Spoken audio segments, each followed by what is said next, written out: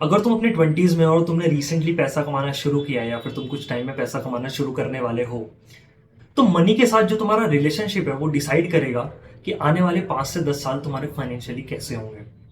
As a beginner यार हमें काफ़ी सारी चीज़ें नहीं पता होती कि अपने पैसे को कैसे मैनेज करना है, कहाँ पे इन्वेस्ट करना है, कहाँ पे स्पेंड करना है, क्या चीज़ें करनी है, क्या चीज़ें नहीं करनी है।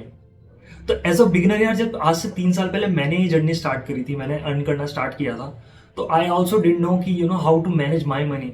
और I ended up burning a lot of money each and every month. हर महीने मेरे को दिखता था कि मेरे अकाउंट में कोई ज़्यादा सेविंग्स नहीं हो रहे हैं, है ना, और मेरा मंथ बाय मंथ एक्सपेंसेस बढ़ते चले जा रहे हैं। तो इस वीडियो में मैं डिस्कस करूंगा ऐसे 7 पॉइंट्स जो कि आपकी हेल्प करेंगे एक मनी के साथ आपकी स्ट्रॉन्ग रिलेशनशिप बिल्ड करने के लिए, जिससे आप हमेशा मनी को लेके सिक्योर फील करोगे और एक ऐसा प्लान बना पाओगे अपने लिए ताकि each and every month you will know कि मेरा पैसा एग्जैक्टली कहाँ जा रहा है।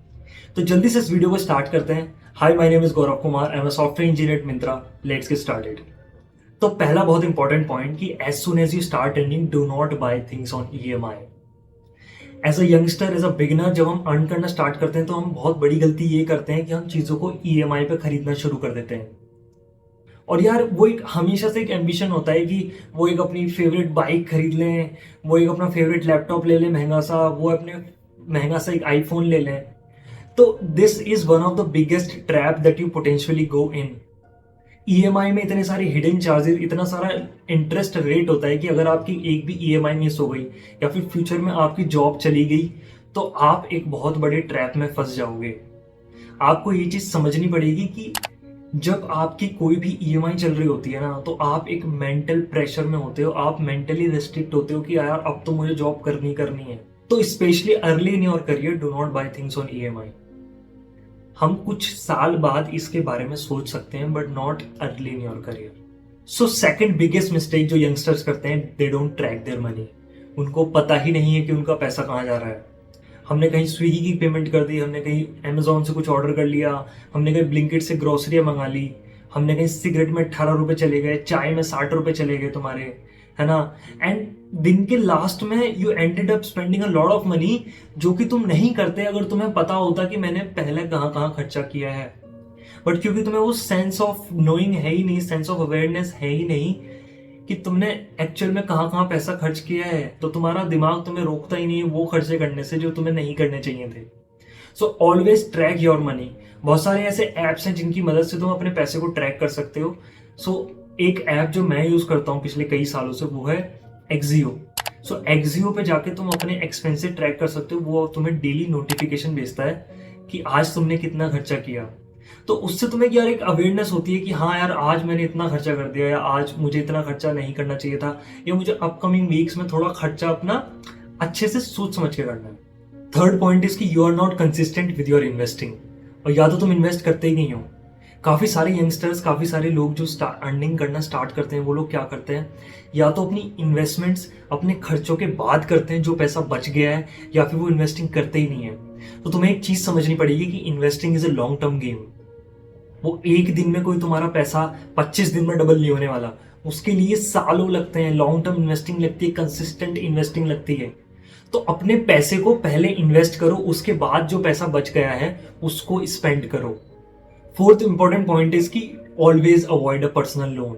एज अ यंगस्टर यार, हमें कभी भी पर्सनल लोन नहीं लेना चाहिए।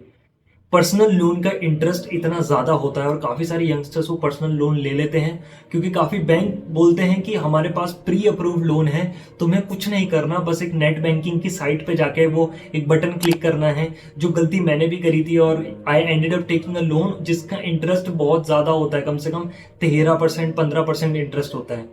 तो कभी भी पर्सनल लोन के ट्रैप में मत फंसो। बहुत सारे बैंक ये चीज़ ऑफर करेंगे क्योंकि उनको पैसा कमाना होता है। So always try to avoid taking personal loan. So fifth point is invest in yourself.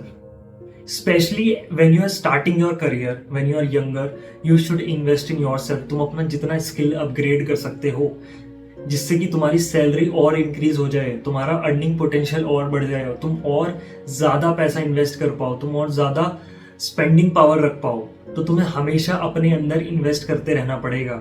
एक certain amount of your money, your salary उसमें से निकाल के रखो, जिससे कि तुम कोई भी कोर्सेज बाय करना हो या कोई भी ऐसी चीज़ खरीदनी हो, कोई स्पोर्ट्स रिलेटेड चीज़ खरीदनी हो, कोई गैजेट खरीदना हो जो तुम्हारे बहुत इंपॉर्टेंट है, तो हमेशा अपने अंदर इन्वेस्ट करो। उससे तुम्हारा अर्निंग पोटेंशियल बढ़ेगा। कभी भी ये मत सोचो कि मैं सारा पैसा बचा लूंगा, नहीं नहीं मैं एक कोर्स बाय नहीं करूंगा, मैं ये चीज़ नहीं खरीदूंगा। उससे तुम्हारा अर्निंग पोटेंशियल ही बढ़ेगा और फ्यूचर में वो चीज़ काफ़ी ज़्यादा तुम्हें काम आएगी। Sixth point, you are skipping your emergency fund. यार एज अ यंगस्टर या आप किसी भी स्टेज पे हो लाइफ के, तुम्हें तुम्हारे पास एक इमरजेंसी फंड रखना पड़ेगा, जो कि कभी भी किसी भी इमरजेंसी में काम आ सकता है। अगर तुम्हारा ले ऑफ हो गया, तुम्हारी कल को जॉब चली गई, कोई फैमिली इमरजेंसी आ गई और तुम्हें 3 4 5 महीने सस्टेन करना पड़ेगा, तो तुम उस पैसे से इजीली कर पाओगे और अपना नेक्स्ट जॉब ढूंढ पाओगे। ये कोई भी इमरजेंसी हो सकती है, तो always certain amount depending upon your salary या अपनी सैलरी का 4 गुना 5 गुना या 6 महीने का जो एक्सपेंस है उसको हमेशा सेव करके रखो।